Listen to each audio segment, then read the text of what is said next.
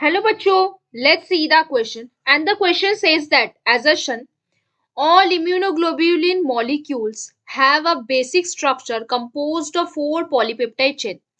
Reason the polypeptide chains consist two identical heavy and light chain connected by disulfide bond.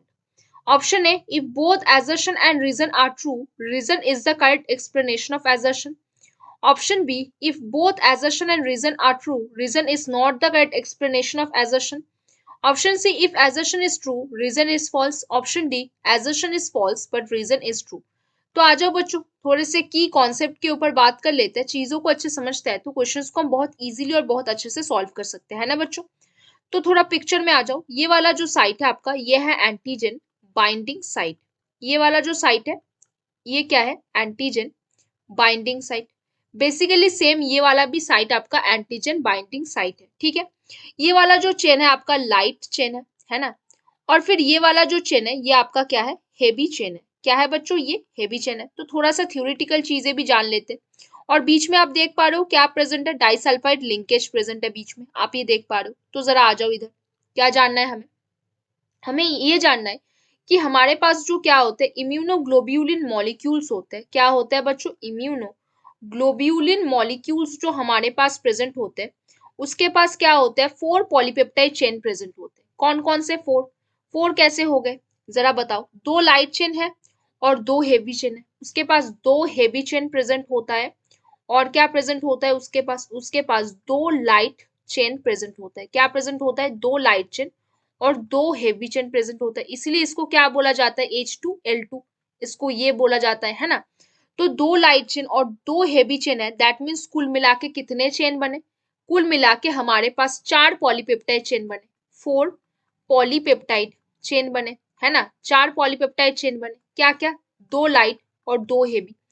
अब दो light और दो heavy, इन दोनों के बीच में क्या प्रेजेंट है बच्चों, दो लाइट और दो हेवी, इन दोनों के बीच में हमारे पास क्या होगा, इनके बीच में जो लिंकेज प्रेजेंट होगा, वो लिंकेज किससे बना होगा, डाइसल्फाइड बॉन्ड से। वो लिंकेज किससे बना होगा बच्चों, डाइसल्फाइड बॉन्ड से ये लिंकेज बना है। बट एक चीज आप देखो, आपके पास जो एजर्शन गिवन है वो क्या बोला है कि all immunoglobulin molecules have a basic structure composed of four polypeptide chain, जो है दो हेवी और दो लाइट। आप देख पा रहे हो दो हेवी प्रेजेंट है और आपके पास दो लाइट चेन मौजूद है ना। और उनके बीच में क्या है, डाइसल्फाइड बॉन्ड है। रीजन क्या बोला गया कि the polypeptide chain consist of two identical heavy and light chain connected by disulphide bonds.